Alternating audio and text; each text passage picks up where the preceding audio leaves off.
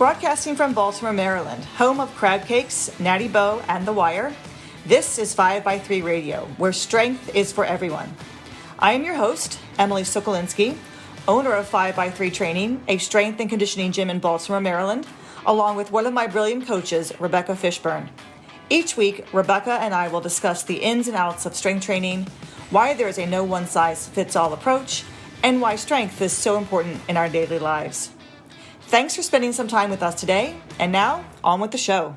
Hi, everybody. We're back. It is our, oh my God, what day is it today? May 27th? May 27th. Sounds about right.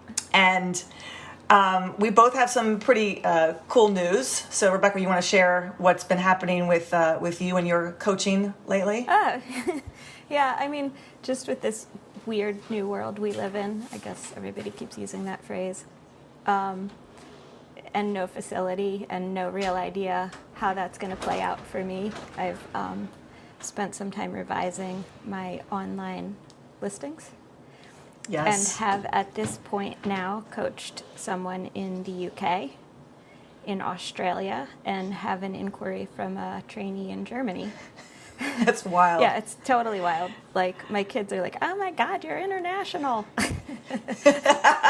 There's a new level of respect from my teenagers. I love it. I love that, that was, Diego saw the listing and he just was like, that is so brilliant because the opportunity there is more so than it ever was. And it's something we never thought about before. Like, oh, I could coach somebody in Germany or Australia. I just need to do it over Zoom. Like, Zoom has just become the place to go for, I think, just about everything and anything we can think of in this day right now. Who's so tech resistant. I know. It took us about a half an hour to figure out how to get the AirPods. Oh yeah. Now hooked up. I can hook up my AirPods to the computer while I'm doing something else. It takes us only 5 minutes to log on now and get set up for a podcast. That is really awesome. When you told me that you had a client in Australia, I've almost flipped my wig because it was just Australia. How do you even figure out when you're going to meet? Because what's the time zone difference like? Time zones are fun. So my Google phone that's helps wild. me with that. I'm sure, exactly.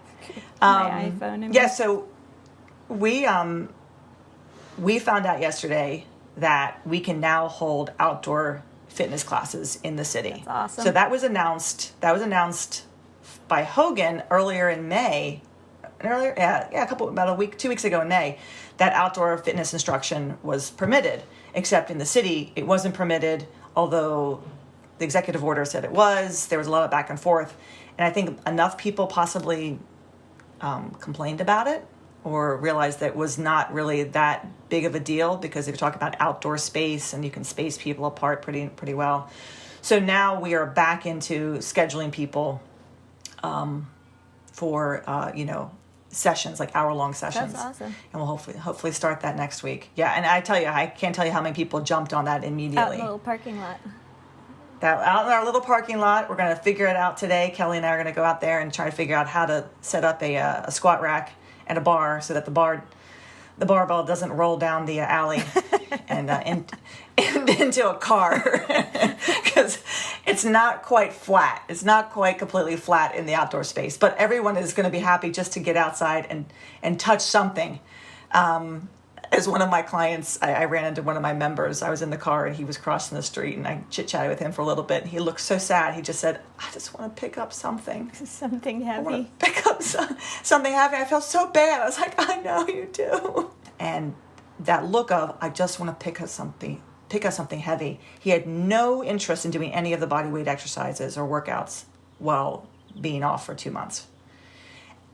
That was really surprising. There are so many people who I would not expect to be so adamant and antsy to get back to strength training. And Diego and Jay and I were kind of chit-chatting about this, that there's something that really does, something changes in somebody when they start lifting weights.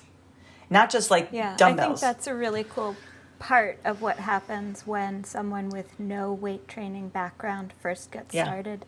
There's a point at which the idea that you are an individual who is capable of moving heavy shit, picking up heavy Yes. items, where that becomes like part of your self-definition.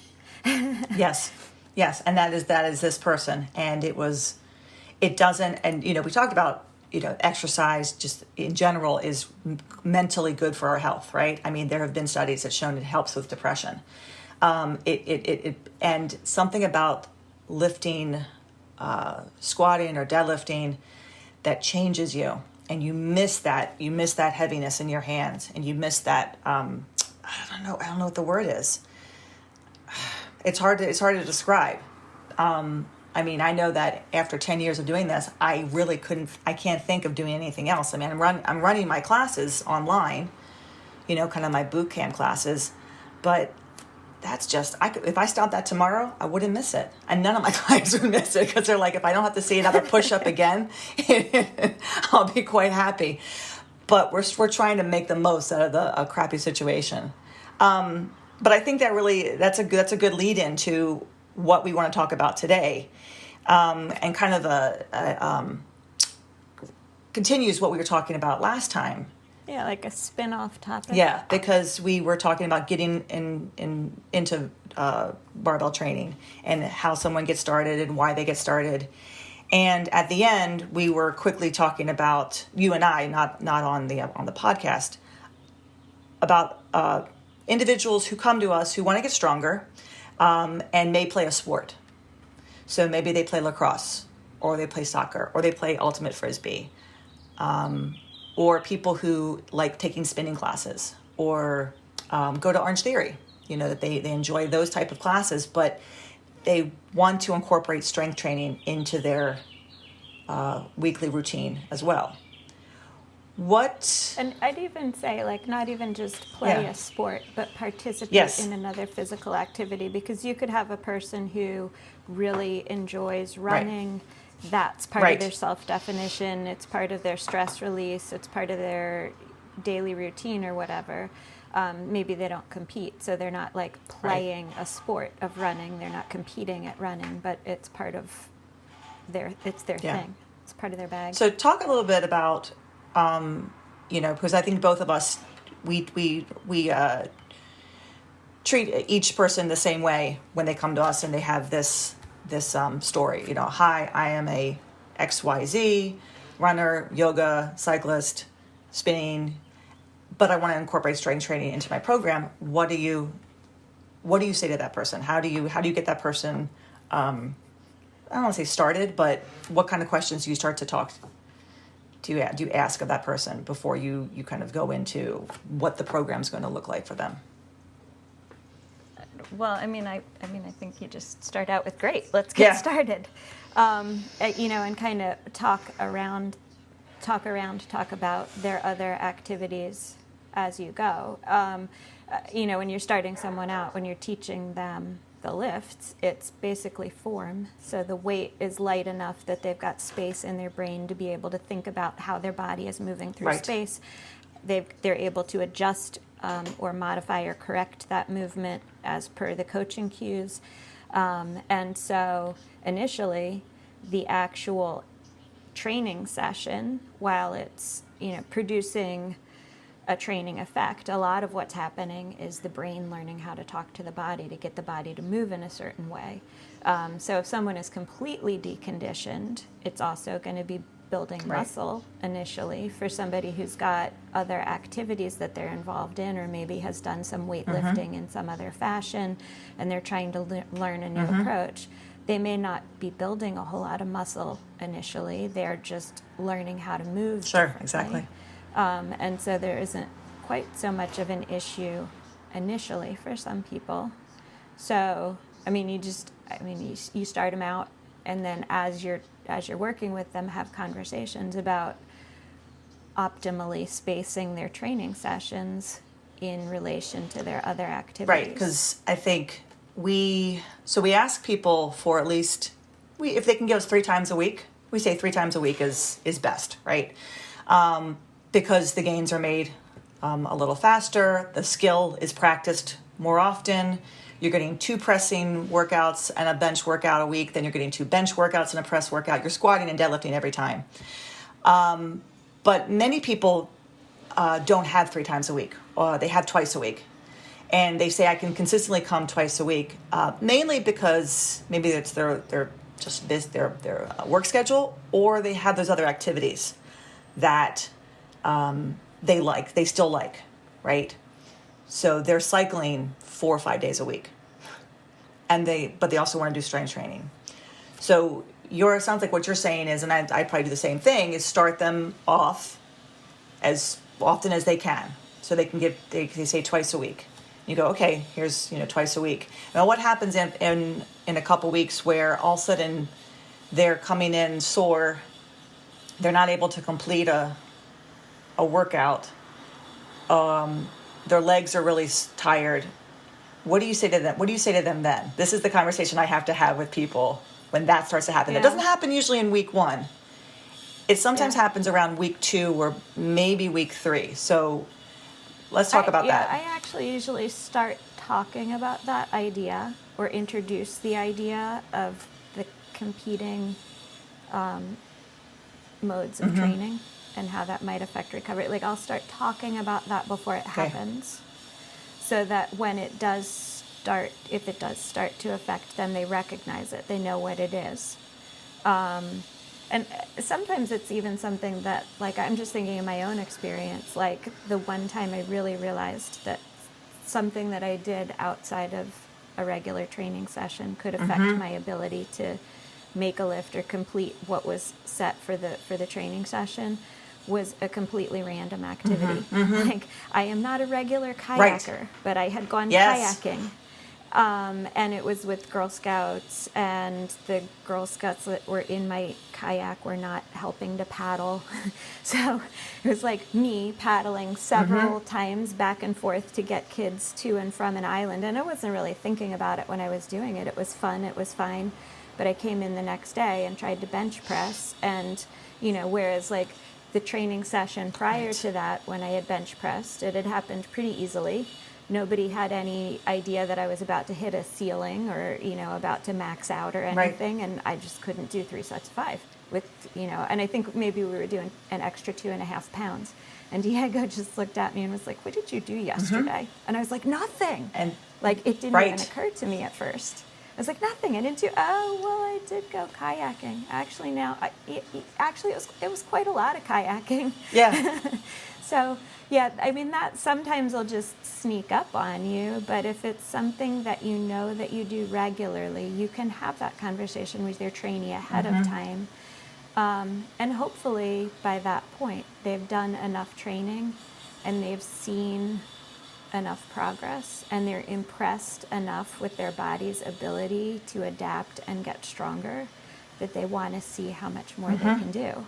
And so more often than not, you get to that point with a trainee who understands about the competing resources for recovery, and they're willing at that point often to say, you know what, I think I might be able to give up one of those other spin classes that I didn't think I could give up before. That is, Or I can give up Orange Theory for a little while until I finish this LP at least and see what I can do. I want to know what I can do. You bring up so many different topics right there, like in that, because the one going back to the kayaking that we don't realize, and I'll say this to people, what you do outside the gym will have more of an impact on your work here than the work you do here having an impact on what you do outside. Now, true, that's not to say that a session could leave you quite tired or sore, especially if it was pretty heavy and it was kind of a new weight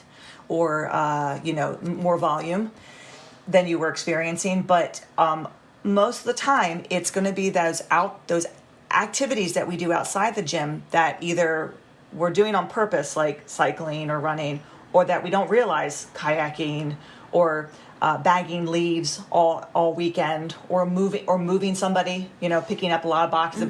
We don't realize those are going to impact our ability to train the next session. We need to recover from that, and you're talking about an actual stress like a spin class or running. There's a very fine line. If it was a spin class or a biking that was maybe 20 minutes, not a big deal. If it's like a 45-minute, 60-minute class, maybe a bigger deal. If it's a mile run the day before, maybe not a big deal. If it's a 10-mile run the day before a session or the day of a session, bigger deal, right? Your body hasn't had a chance to recover. We're talking about, stress, adaptation, recovery with strength training.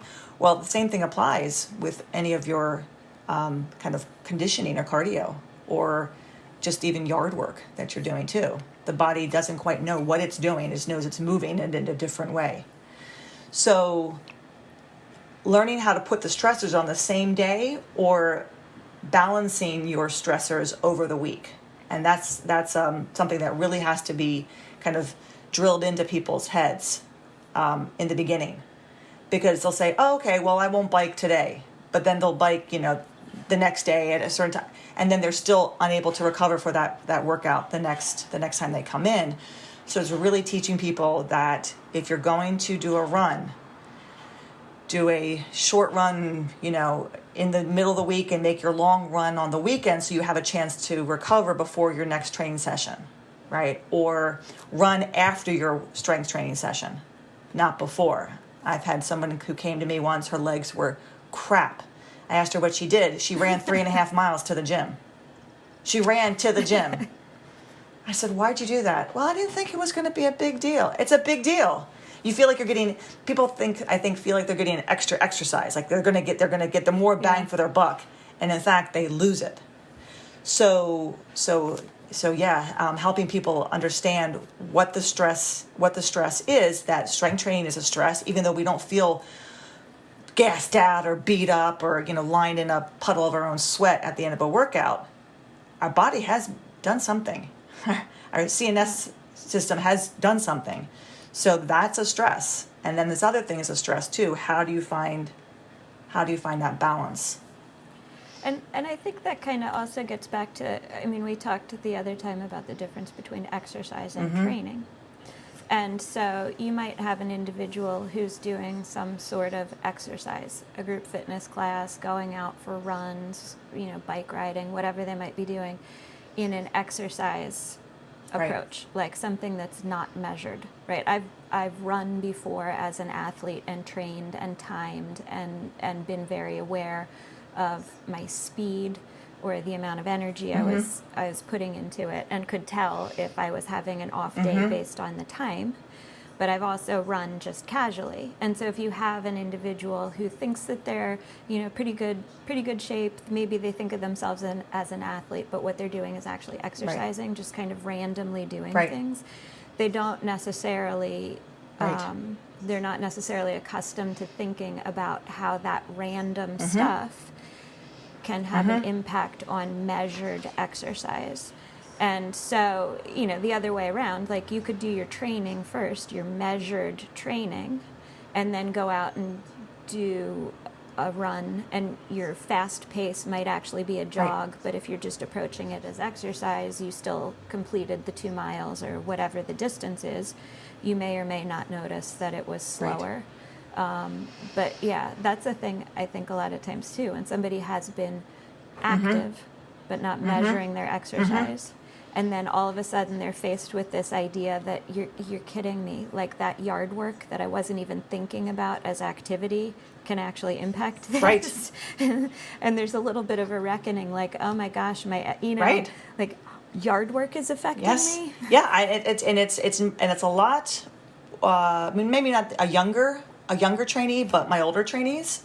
I have a gentleman who I just started with online. He's 60, and he's been having issues with his knees. So we're going to work on Zoom this Friday. Over Zoom, we're going to do a live session.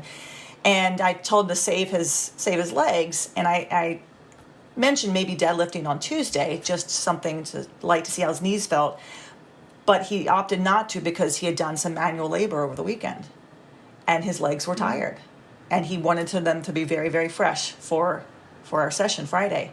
So he recognized it himself, and I've heard that from some of my other older clients too, that, bagging, one of them was bagging leaves. in the fall. And so her back was quite tired. So deadlifting was kind of didn't go as great. But they at least they recognized that had an impact and may have an impact on their training session. But they have to do it. I mean, it's not like, they bag the leaves.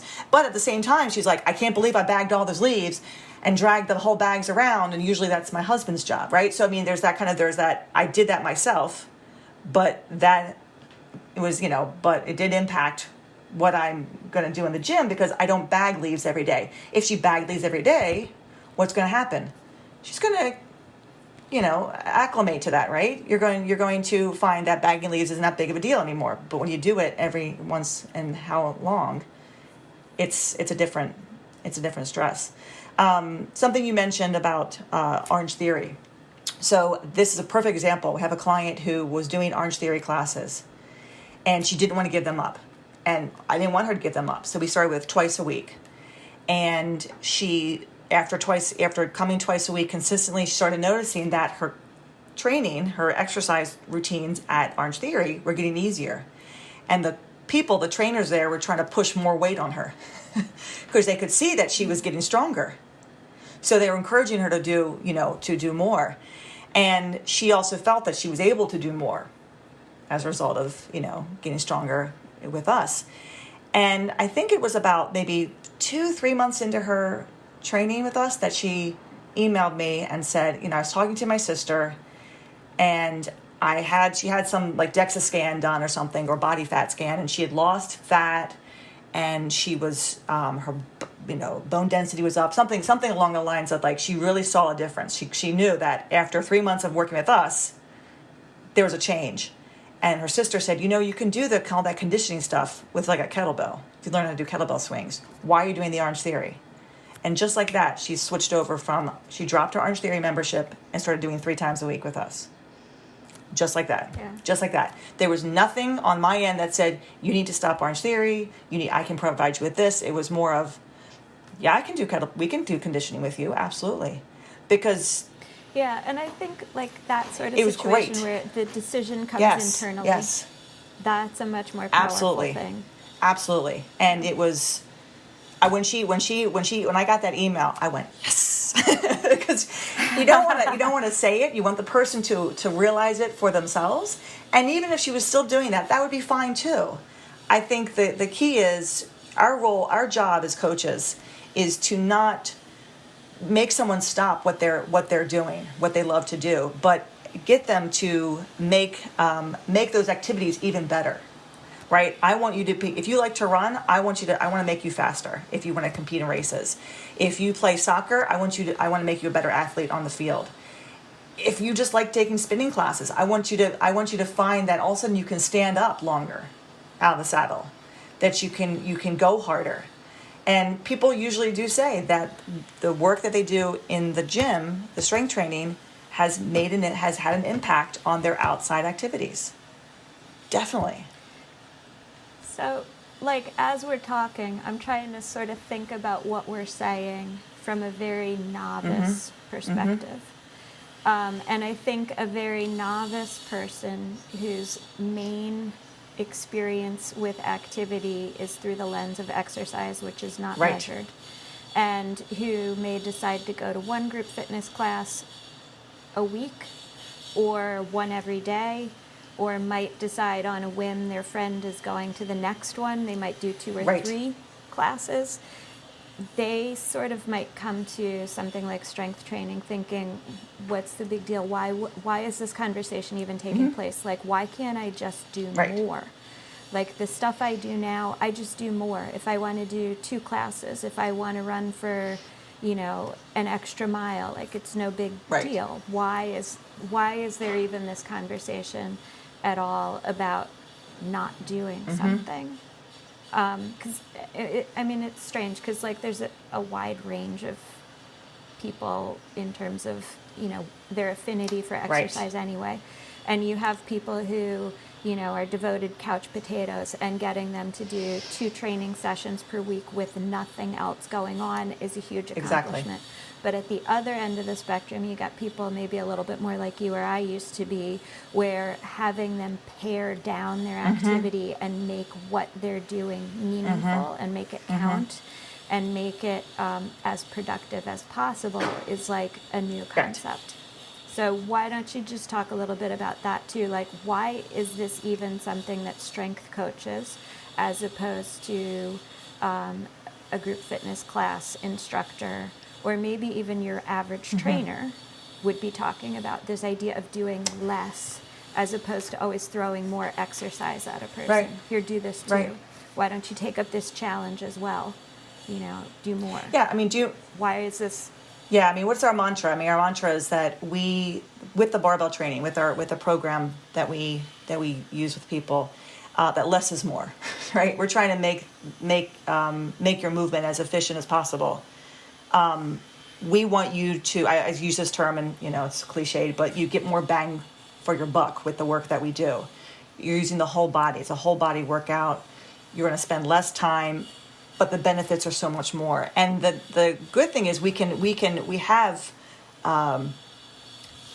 show people what those benefits are. We have examples of people, and that's something that a trainer is not going to necessarily be able to provide with people with, right? Is that kind of like, look, there is data that shows that what we do makes a difference, and that less will be more, in a sense, because you won't have as many injuries. You will recover as long as you give yourself a break in between your sessions. And teaching people how to take a break because they will get stronger as a result is kind of hard. But if you can try to insist that that person does take those breaks, they'll start to see it for them, for themselves. I think it's a definitely also a trust factor, that what you're giving the person is what you believe to be the right work for them, and they have to somehow put their trust in you that what you're saying is true, and that time will tell, that you can keep beating yourself up with more and more exercise, but that's not going to get you anywhere. If your injuries or if you have nagging injuries, or you stop making progress, well, we need to step back and see, why is progress not being made?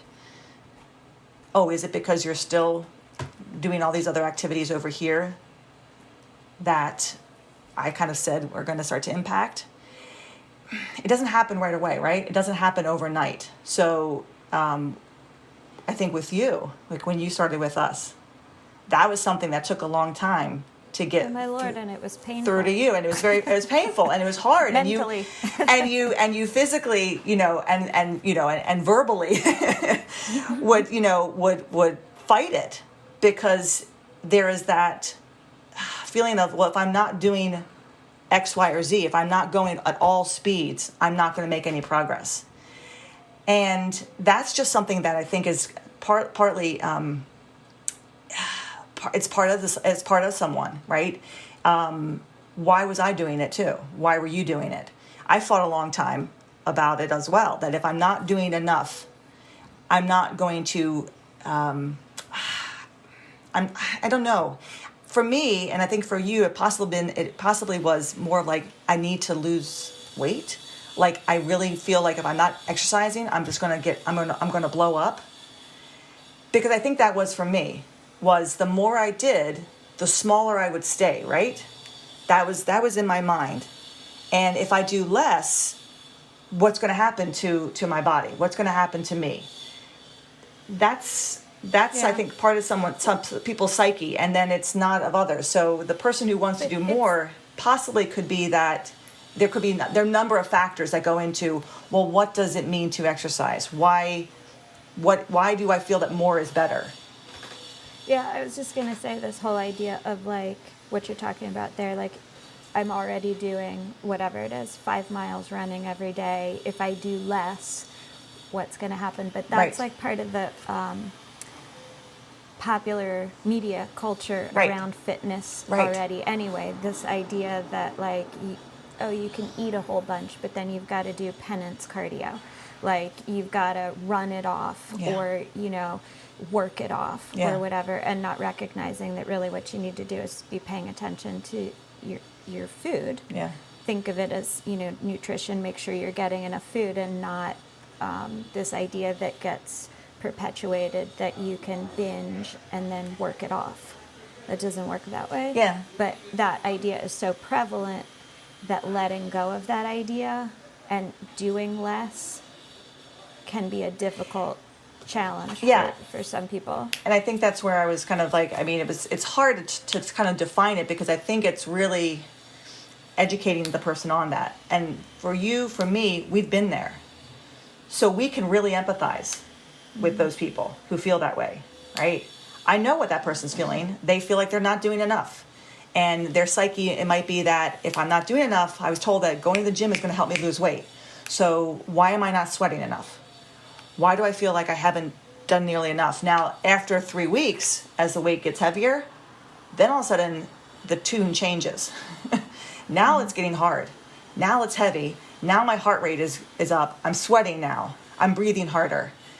And that can go two different ways, right? That can be, this is what I want. I'm so happy this is happening. Or, wait a minute, this is getting hard now. How hard do I really want to push myself? Because I think people want to go hard, but going hard is hard, right? It's difficult to push yourself outside that comfort zone. We want to be stronger, but nobody want to lift those weights. I mean, it's like that feeling. Like we want to be thinner, but we don't want to take the chance. We don't want to limit what we eat or drink because, well, we like to eat and drink. But it's learning, it's educating, it's trusting, it's giving yourself that chance. And as coaches, we have to kind of be there to help guide that person through that murky waters, right? Yeah. I mean, and it's like educating and helping the individual understand that what they're doing under a barbell is most likely going to be a very different kind of exercise than anything they've done before. It's not the same thing. And so the whole stress recovery adaptation cycle is crucial to what's happening when you're doing strength training. That still applies when you're going to 5 group fitness classes a day. But the effects of it are not as dramatic, they're not as noticeable. And in fact, in that situation, when you keep throwing more exercise at an overworked body, a lot of times it seems like there's a disconnect on the part of the individual where they don't sort of put together like, oh, I'm sore, or my legs feel heavy walking up the stairs, or I seem to get colds a whole lot when nobody else is catching all these colds. Like that whole idea that they have actually adapted to all of that extra work, but adapted in a way that's making them weaker, that's making their immune system compromised, that's making them more prone to injury. That doesn't translate so well for people. And there isn't, I think, often in the regular gym culture, the recognition that more isn't always better. There's always challenges in the gym, like, whatever it is, do more, however that's being defined, instead of do heavier or do smarter. Yeah. The do more is like, if you do more, well, you're a real badass because you just, basically put yourself into a position where you got rhabdo now. Wow, you ended up in the hospital. That's how much more you did. I don't want that to happen to people, and I tell people that I don't want to leave you on the floor in a heaping, sweaty mess. Honestly, Emily, I've had situations like this whole concept of doing more, working harder in ways that are not especially productive, like where smart individuals, right? people who are actually like who have medical backgrounds and understand what's going on but are in a gym culture are like, that was such a great class. I actually threw up in my towel during that spin class. I'm like, no, that is not a good class. I've never thrown up after anything. I've never thrown up after a class. I never want to throw up after a class. I have felt like throwing up during a deadlift, but that's only because I ate sushi, two hours before. So you don't want to do that. Make me throw up anyway. That's the only time I've ever wanted to upchuck was like, oh crap, I ate sushi and now I'm deadlifting. But I mean, it is so it's so apparent to me. It only became apparent to me this issue with between strength training and now other activities and realizing that less is more. 10 years ago, right? When I was teaching my cycle classes, I had my spin classes, and I started strength training. I started the program. It was in July of 2010. And I was subbing a lot for other teachers, and I was subbing. I was also trying to do the program and get stronger, and I was having a really hard time with my training days, and I couldn't figure out what was going on. And I realized it was all the spin classes I was teaching, that they were interfering with my recovery and my ability to squat or deadlift the next day. So I backed off subbing, stayed with just the once a week class, and then maybe picked up a class here or there on like a Saturday. Made all the difference. Yeah. Next thing I knew, things started moving again. I'm experiencing that 10 years later with the shutdown, where I'm doing Zoom classes, right? Online classes with my clients to keep them motivated, live classes so that they see me, and doing work at home, 40 minute classes. And we're using dumbbells and kettlebells and bands, and I'm doing 2 a day at times. Well, my own training sessions with, strength training sessions are to shit right now. Yeah, I was wondering about that. Yeah, I mean, it's been 2.5 months of doing this, and in the beginning it was okay, but after time, like, my brain was like, the last thing I want to do is pick up anything heavy, but I want to at the same time, and I do. My training continues, but I've had to cut down on one big lift a day. My hip is starting to bother me, so my tendonitis is kind of flaring up, so I've got to kind of cut back on the heavy squatting. I just variations on different things, and really taking and saying to myself, well, this is what it is. I'm teaching my classes.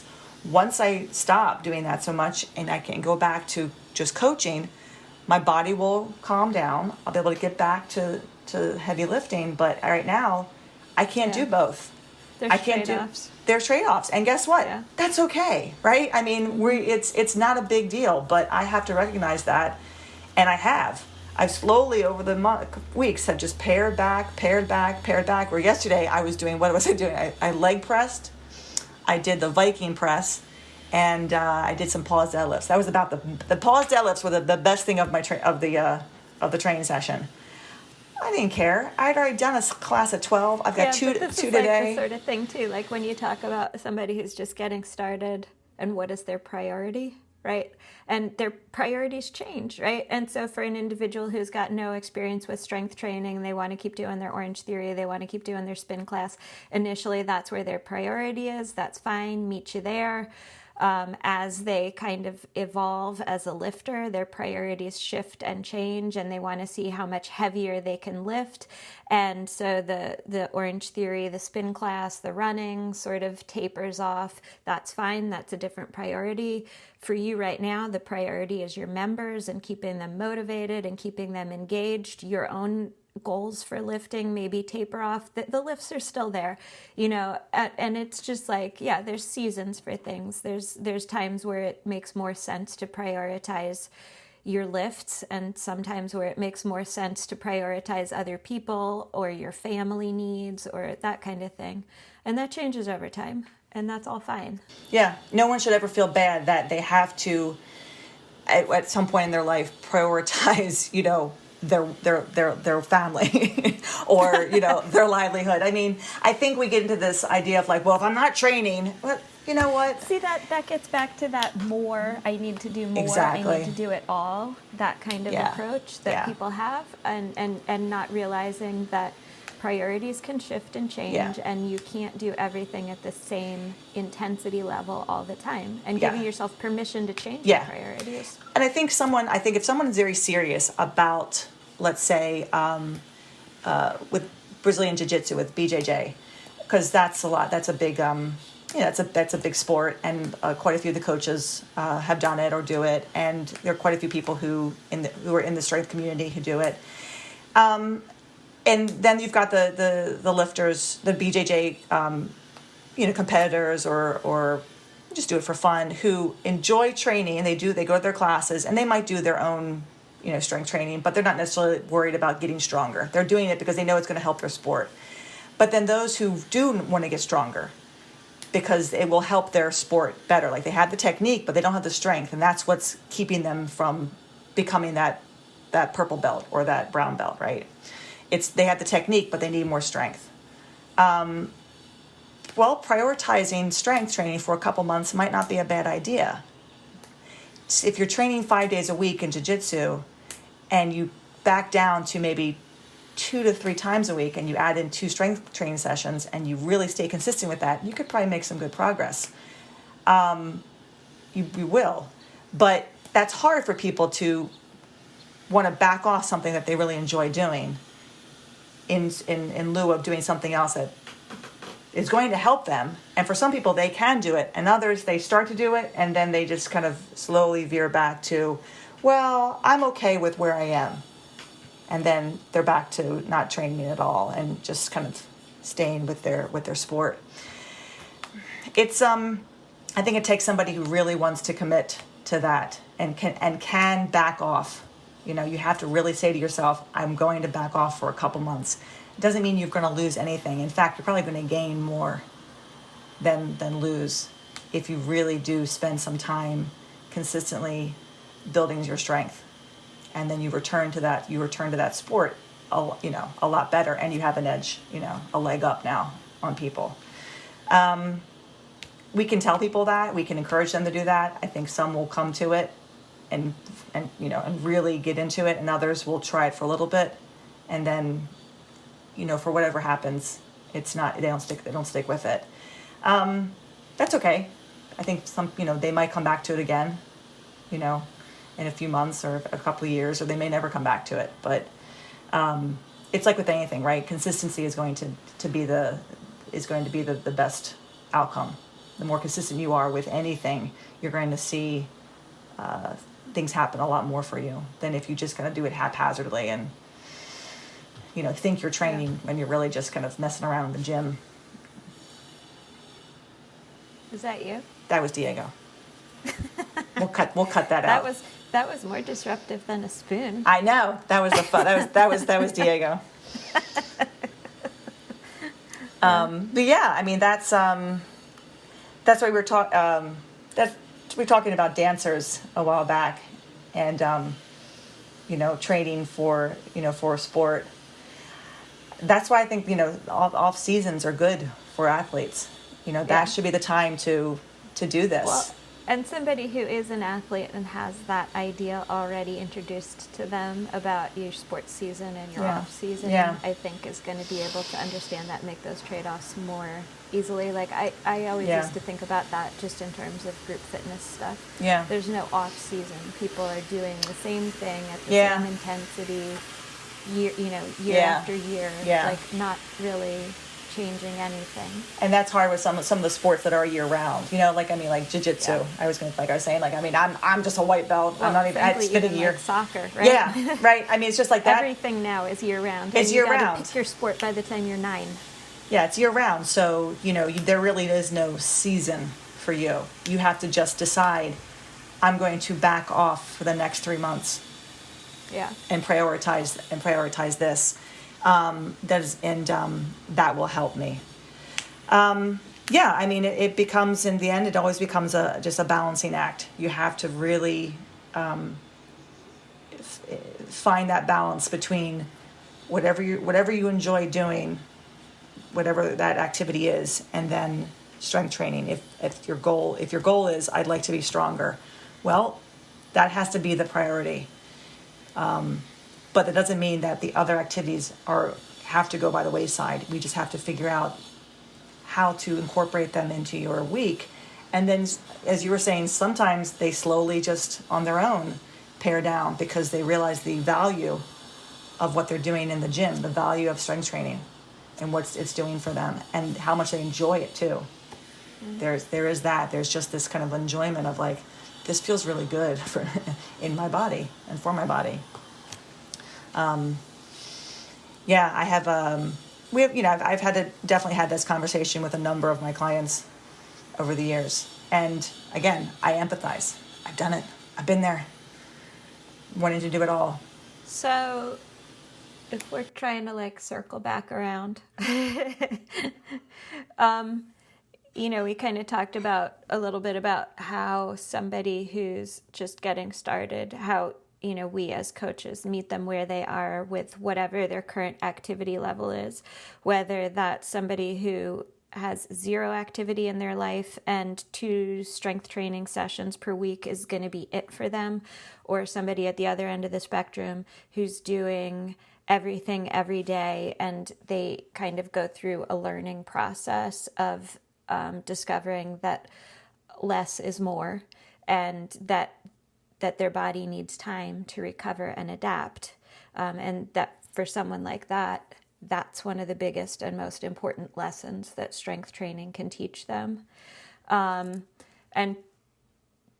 We've kind of talked about how to help people find a balance where maybe their goal is to get as strong as possible, as quickly as possible. Maybe their goal is to be as strong as they can be while still maintaining a level of general physical preparedness. Maybe that is to be as strong as possible in a supplemental role for what they see as their primary sport. All of those things are valid goals. Strength training can help with all of those, and there's a way to mesh outside interests and activities with strength training.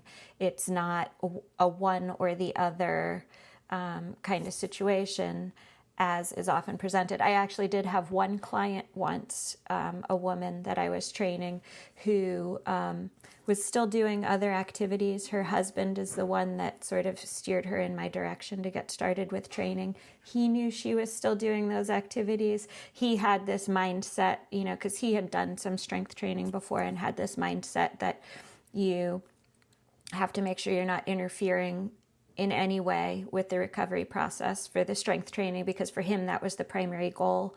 For her, it was not. And he was always teasing her at home, like, I'm going to tell Rebecca that you went for a run. Like he was going to turn her in. I'm going to tell her that you did that class the other day. And I was sort of like, you know what? You're going to realize this on your own. I was like, what he's saying is true.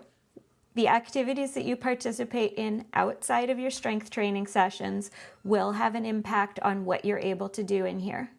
And you will figure that out. Your body will give you that feedback if you're aware that that's what's happening, if you're paying attention, and you'll decide. You'll decide what trade-offs you're willing to make. And it's okay if you kind of go through seasons with that too, where sometimes, I want to see how strong I can get. I'm going to give up some of these other activities so that I can devote all of my recovery resources to getting stronger in between training sessions. And it's okay, fine too, for other seasons to be like, you know what, it's great weather outside and I enjoy mountain biking. The strength training takes a secondary role right now because I'm out on the trails with my buddies. Yes. And, I know we're going to end this soon, but that goes along with just even strength training in general. I mean, once you get out of that novice phase and you're intermediate and maybe you're advanced intermediate, so you've been training for a couple of years now, sometimes you don't want to pick up a heavy weight. Sometimes you just want to go into the gym and you want a program that's going to get you jacked. And we have that, right? We've given quite a few of our members like a Get Jacked program where they still do a heavy lift, but it doesn't encompass their whole entire session, right? They'll do a heavy squat, then they'll do some exercises for more hypertrophy training, right? They'll do a bench, and then they'll do some push-ups, and they'll do dumbbell presses, and they'll do curls, and the women, because primarily a lot of ladies have been given this program, but even some of the guys, they love it. It's a break. It gets them. They get to still lift something heavy, but then it's not the entire session, because that can really become very hard on the brain after a while, right? That CNS system of just like, oh my God, can I actually handle this weight today? That's after a number of years of lifting. The novice isn't going to go through that. An intermediate advanced lifter needs maybe a cycle where they're just coming in and doing some curls and doing some dumbbell presses and benching and doing some, glute ham raises, and then going home or pushing the prowler. They come back after a number of weeks having done that, a little bit more jacked, right? Got some more muscle on. They've had a break from the heavy lifting. Maybe some of their little nagging injuries or shoulder issues or knee issues are kind of gone now, and they're back to under the bar lifting heavy again. They've got a whole new goal, which is, okay, now I've got to, now I want to reach a goal of maybe I'm going to get that 315-pound squat, or I'm going to get that, 405 deadlift. I was really close. I'm going to do another strength cycle. And then they might finish that and do something again, like some kind of hypertrophy training. And that's okay too, and that should happen. You can't just lift heavy every single time.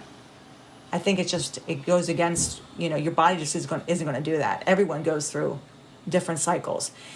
And it's up to the coach to kind of meet that person where they are and recognize that too. Like, you need a break. You're coming in here. I'm hearing all sorts of things. We're gonna give you a break, and this is what we're gonna do. Or the member will say, I need a break, and I've got that from members. I need a break from this. I can't handle it. But they want to keep training.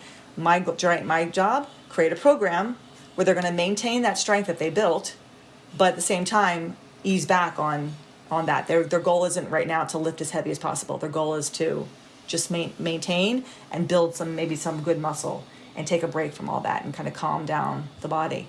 That's also recognizing that there are, cycles even in strength training, right? And it's the coach, like you, who, when the client recognizes that they need to stop running as much, or they need to stop going to cycle class as much because it's interfering, well, the coach says, okay, well, here's what we're going to do. You recognized it. Now let's move forward with your program. Or the coach needs to see the person having a hard time in the gym. What are you doing? What have you been doing outside the gym? Let's talk. Mm-hmm. I think someone who's keyed into that is the person will appreciate that. Like, wow, my coach recognizes that I've been doing this. I've been trying to hide it, but my body can't hide it. My recovery can't hide it anymore. Without the husband telling on the wife. But I think the breaks they happen not just there, but they have to happen also in the gym too. We all need recovery time, and we all need a different program every now and then. And it's people's job to recognize that, and our job to recognize it, and then also provide them with something that they can do to kind of ease off of certain things and then get them back on track, with their lifting. So what's going on for you for the rest of the week? Oh, good Lord. I have a kid graduating. Oh my gosh, she's graduating already? Yeah. This is her last year? Yeah. Congratulations. Yeah, and it's all weird because it's like virtual. Wow. There's a virtual graduation, live streamed, and then they're going to do, over the course of 2 days, a separate thing where outdoors at the school, I guess.